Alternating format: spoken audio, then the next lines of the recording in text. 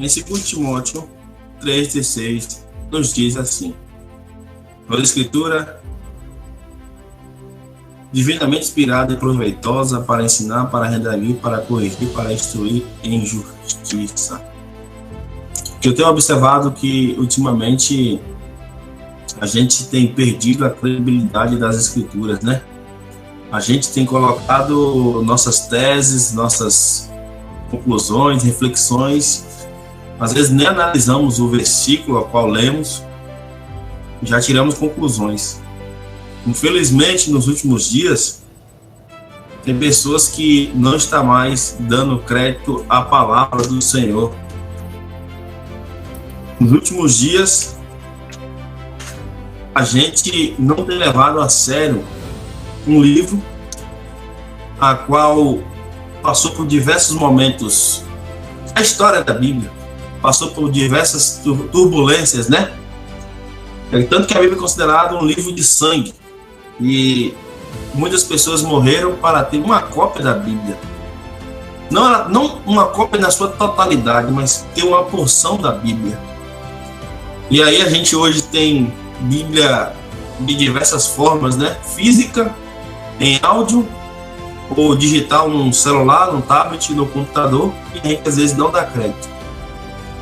E o que eu tenho feito algumas indagações, questionamentos, né? Pensando, somente numa questão que muitos hoje falam que a Bíblia não é mais a palavra de Deus, ela contém a palavra de Deus, a Bíblia não é mais um livro, uma fonte de palavra de Deus, uma fonte de encontrar Deus.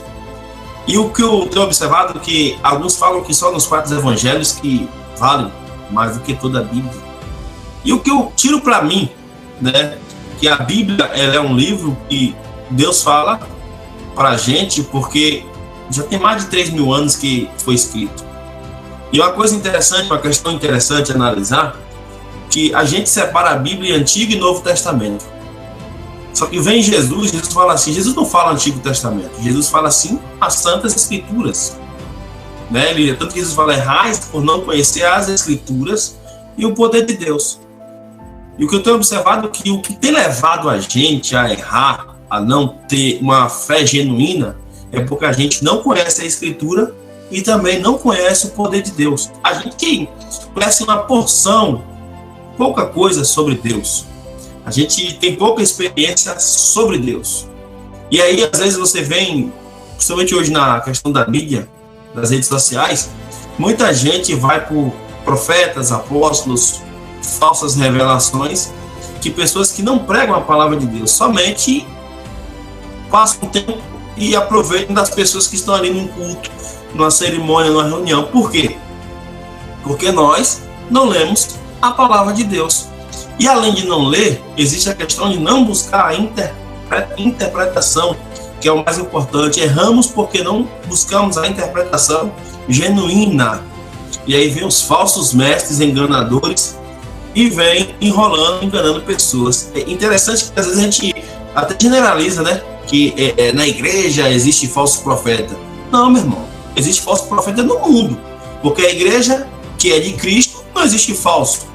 A igreja que é de Cristo não produz falsos ensinamentos, e sim o mundo.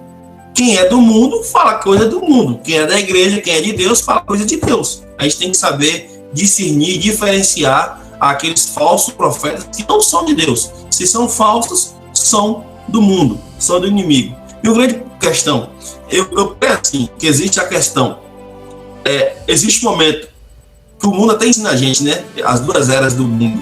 Antes de Cristo e depois de Cristo. E eu entendo que a gente deveria também colocar essa aplicação. A Bíblia é dividida em 2 partes. O Antigo Testamento que a gente chama, só que deveria ser considerado antes de Cristo encarnado e o Novo Testamento depois de Cristo encarnado. Porque Cristo vem explicar o que é ser as Escrituras. Cristo vem demonstrar o que é para ser bastante a questão da igreja. Muita gente bate no peito e fala, eu sou a igreja.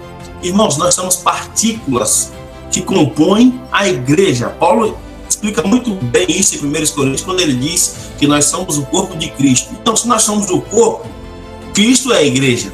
Então, só sou igreja se eu estiver em Jesus. Se eu não estiver em Jesus, eu não sou igreja. Fiquem na paz. Deus abençoe a todos.